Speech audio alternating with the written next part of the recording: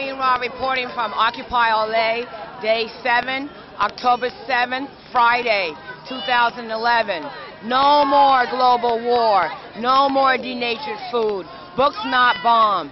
Defund war. We are one. Join us at Occupy LA. Join us at Occupy LA. Right down here. Right down here.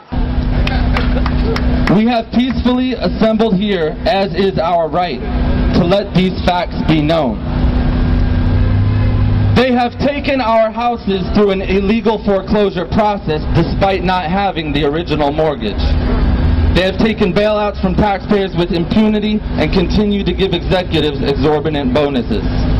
They have perpetuated inequality and discrimination in the workplace based on age, the color of one's skin, sex, gender, identity, and sexual orientation.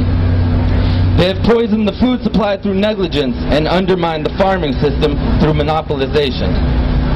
They have profited off of the torture, confinement, and cruel treatment of countless non-human animals and actively hide these practices. They have continuously sought to strip employees of the right to negotiate for better pay and safer working conditions. They have held students hostage with tens of thousands of dollars of debt on education, which is itself a human right. Yeah! Hey, Mr. President, tell me why, tell me why. Hey, Mama, hey, Obama. Yeah, we killed Osama, but don't it make you wanna cry? Don't it make you wanna cry? Don't it make you wanna make you wanna make you wanna boo? Yeah, I know it do. But there's something wrong with you. All right, peace and love, people. They have consistently outsourced labor and used that outsourcing as leverage to cut workers' health care and pay. They have deliberately declined to recall faulty products, endangering lives in the pursuit of profit. They determine economic policy despite the catastrophic failures their policies have produced and continue to produce.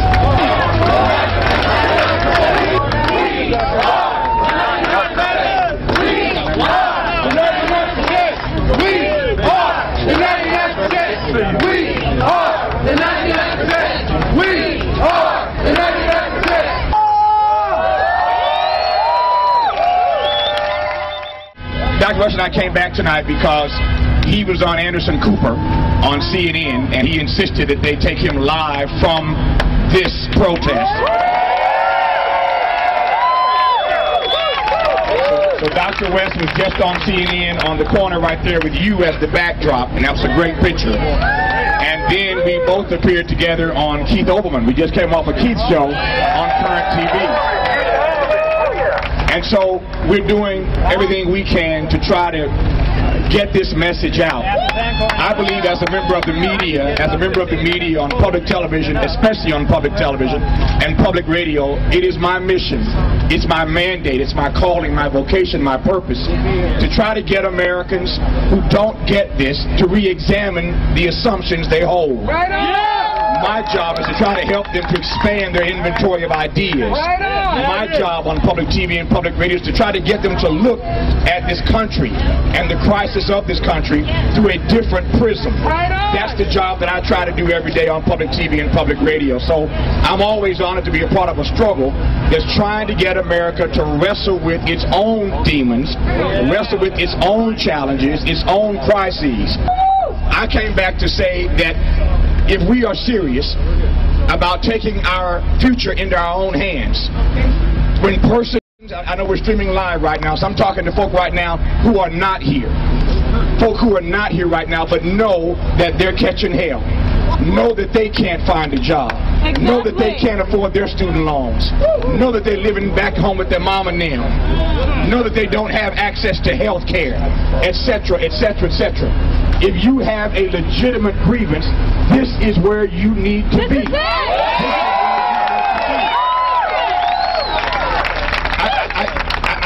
I said to Keith when asked, Keith asked whether or not there was a problem with the fact that the movement at the moment doesn't have a cohesive or coherent message, that there isn't a laundry list of demands. I said, who said the humanity of too many people is being contested every day? What we are fighting against is the contestation of the humanity of too many Americans of all races, colors, creeds, etc. So I came back tonight to talk to CNN and to talk to Keith and of course my own show on PBS and on NPR and PRI, but to try to raise your voice through the voice and the platform that I have about how significant and how necessary this is. So I celebrate your courage. Thank you. I celebrate your conviction. Thank you. I celebrate your commitment. I celebrate your character for being out here. And for all those watching on this live stream right now, this is the place you need to be. Our voices have to be heard. Our grievances have to be raised. Please welcome America's leading public intellectual, Dr. Cornel West. Tavis Smiley, Tavis Smiley, Tavis Smiley. Oh, yes. We love you, Dr. What a West. beautiful, beautiful thing it is. Black power. And I'm telling you, God. there's such a sweet spirit here in Los Angeles because you have consecrated this space by bearing witness to justice. That's what you've done. It's a beautiful, beautiful thing. We want to be very clear. When we talk about corporate greed, we say that in the name of our love for poor people, our love for working people, our love for all of those who are catching hell. Don't let anybody say this movement is about hating people. We hate injustice and we love people, especially those who are catching hell.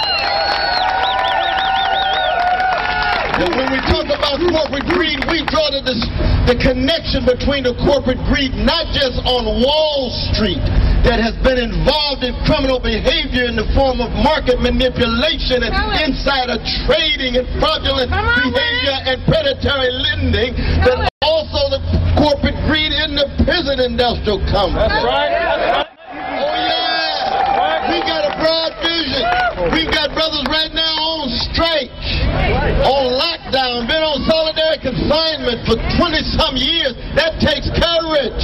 Why? Because we're concerned about the humanity of each and every person. We don't care what color, what culture, what civilization, what gender, or what sexual orientation, or what religion or non-religion we have. Oh, yeah. We're concerned about the corporate greed and the corporate media complex.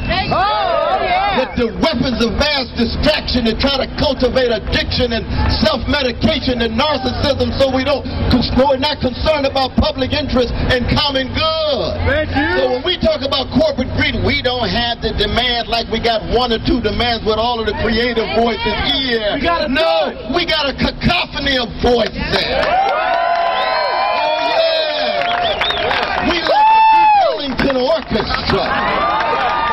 Everybody got all the different voices, and Duke is not conducting. He just got one voice among others, but he's on the piano doing his thing.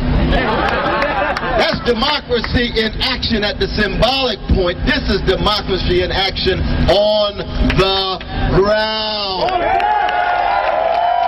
And don't let anybody tell you that somehow we just a shadow of the Tea Party movement. No way. No way. Concerned about individual liberty, but we're concerned about social justice. We want democratic accountability of the 1% who own 40% of the wealth and get 25% of the income, the 1% that has got 83% of all the income growth in the last 25 years, and the 10% that got 100% of the income growth, which means what? 40% of our children of all colors living in or near poverty. That is a national disgrace. It's a moral abomination. Our working people and the vicious attack on our trade unions, public unions as well as private, as if they have been the source of the financial catastrophe as opposed to what was going on Wall Street. Let's just tell America the truth. Let's tell America the truth. And the condition of truth is always to allow suffering to speak. suffering from wherever it comes. We are an inclusive group. The Tea Party brothers and sisters look like the audience for Lawrence Welk in the National Hospital. I ain't got nothing against Lawrence Welk and Bubbles. But we look more like an audience for Lupe Fiasco. Or we look more like an audience for Carole King and James Taylor. Yeah, we look more like an audience for Prince. That's the kind of audience we got. Yes, we cut it against the grain, but it's our common humanity. So yes, we are open to prophetic Mormon brothers and sisters if they believe that corporate greed ought to be eliminated. Give the prophetic Mormon brothers and sisters a hand right now if they want to come here and join the movement. We're here for the progressive, agnostic, and atheistic brothers and sisters coming join the movement. Even for prophetic black Baptists like myself. That's why